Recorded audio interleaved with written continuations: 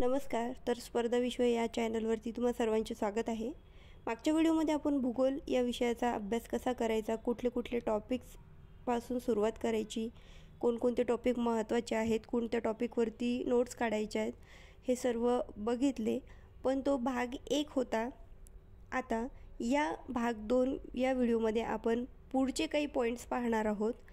तर सुरुवात करूया. नैसर्गिक आपत्ती, चक्रीवादळांची नावे यांचा आढावा घेणेसुद्धा आवश्यक आहे. त्यानंतर भूरूप, निर्मितीचा वारा, नदी, हिमनदी, समुद्र या 4 कारकांच्या शीर्षकाखाली मुद्द्यांच्या व टेबलाच्या स्वरूपात नोट्स काढाव्या लागतील.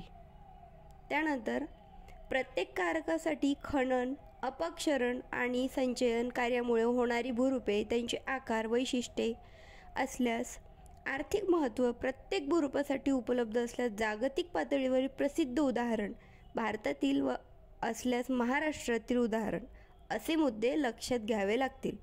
त्यानंतर या मुद्द्यांच्या आधारे काय तुलनात्मक टेबल करता आला तर उत्तमच राहील, म्हणजे तुम्हाला सोपे जाईल.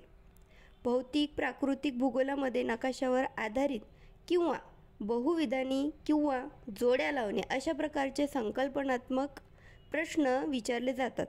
तर यासाठी काय करायला पाहिजे? भूगोलाचा अभ्यास नकाशासमोर ठेवून करायला पाहिजे. नदी प्रणाली, पर्वत प्रणाली, प्राकृतिक विभाग, मान्सूनचे वितरण, मृदेचे वितरण, वनांचे प्रकार इत्यादीबाबत संकल्पनात्मक आणि नकाशावर आधारित असे प्रश्न विचारले जाऊ शकतात. तर जगातील भूरूपांपैकी केवळ प्रसिद्ध नद्या, पर्वत, सरोवर इत्यादींचाच अभ्यास पुरेसा राहील. भारतातील हिमालयीन व द्वीपकल्पीय नदी प्रणालींचा तुलनात्मक अभ्यास आवश्यक आहे. भारतातील पर्वत प्रणालीचा नकाशावरील अभ्यास करतानाच त्यांचे आर्थिक महत्त्व, पर्जन्य निर्मिती व हवामान इत्यादींमधील महत्त्व या बाबींचाही अभ्यास आवश्यक आहे. या नदी व पर्वत प्रणालीची उत्तर ते दक्षिण क्रमाने सलगता समजून घ्यायला हवी.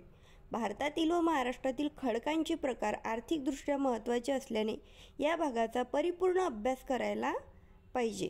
त्यानंतर खडकांचा प्रकार, निर्मिती, रचना, भौतिक व रासायनिक वैशिष्ट्ये, निर्मितीसाठी आवश्यक भौगोलिक, भूशास्त्रीय घटक कोठे आढळतो, भौगोलिक व आर्थिक महत्त्व या मुद्द्यांच्या अनुषंगाने अभ्यास करायला पाहिजे. त्यानंतर जागतिक भूगोलाचा अभ्यास करताना प्रसिद्ध नद्या, पर्वत, भूरूपे, प्राकृतिक विभाग इत्यादींचा टेबल फॉर्मॅटमध्ये सुद्धा तुम्ही अभ्यास करू शकता. तर मागच्या व्हिडिओमध्ये अतिशय महत्त्वाचे टॉपिक्स आपण पाहिले. हा व्हिडिओसुद्धा त्या व्हिडिओचा सेकंड पार्ट म्हणून आपण तयार केलेला आहे. व्हिडिओ जो आहे तो कसा वाटला कमेंट सेक्शनमध्ये नक्की सांगा. चॅनलवर नवीन असाल तर चॅनलला सबस्क्राईब करायला विसरू नका.